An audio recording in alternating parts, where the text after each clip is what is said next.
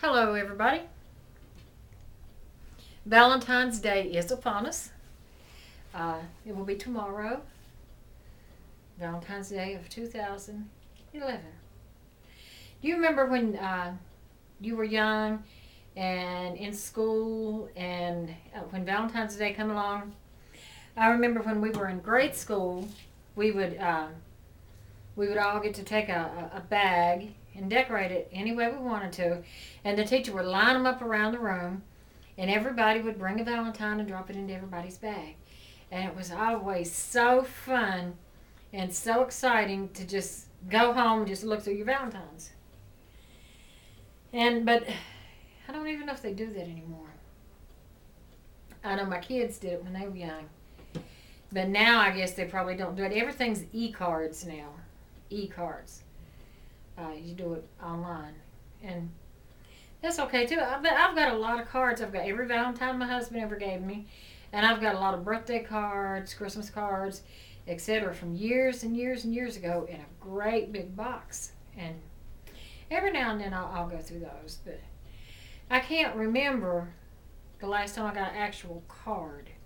Well, this, as a matter of fact, I always get a Christmas card from my dad and my Aunt Sally in the mail. And those are the only two actually physical cards that I get. But anyway, Valentine's Day. How did you meet your Valentine, your special Valentine?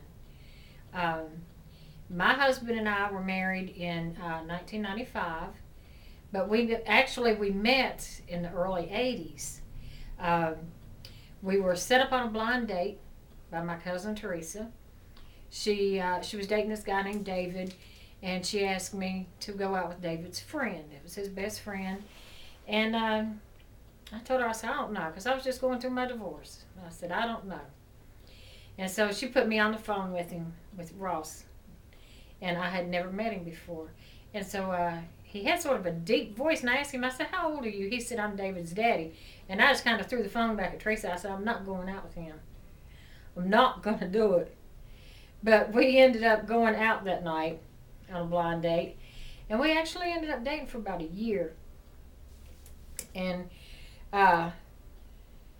we split up after about a year because, well, various reasons, a lot of different reasons. But we ended up splitting up. I went on to get married. He went on to marry somebody else. His marriage lasted 2.5 years. Mine lasted for 10 years. And during all that time, I still thought about him and everything. And actually, it was my son that put us together the second time. I was looking at a picture of Ross one night, and Joy was like, why are you looking at the picture of Rossi? That's what the kids called him when we used to date, because they were just babies. And I said, you remember him? And Joe was like, yeah, I remember him. Joe said, he said, why don't you look him up? I said, Joe, he's married. Joy said, maybe not. You don't know that? I said, well, no, he's married. So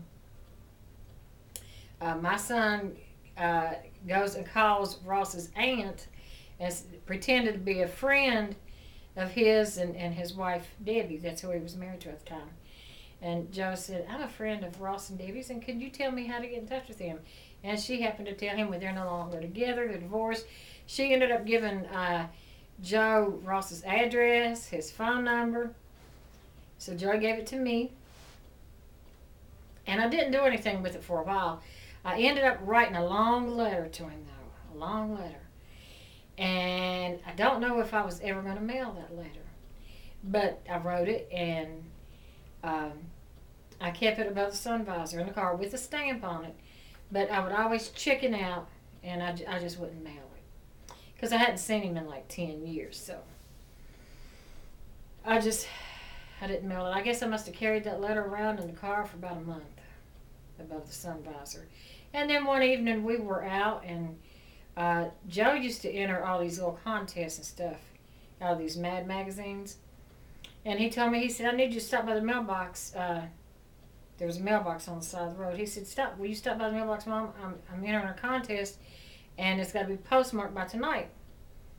And so I pull over to the side of the road and I said, well, hurry up, you know. And he jumps out of the car and he goes up to the mailbox and then he hollers at me.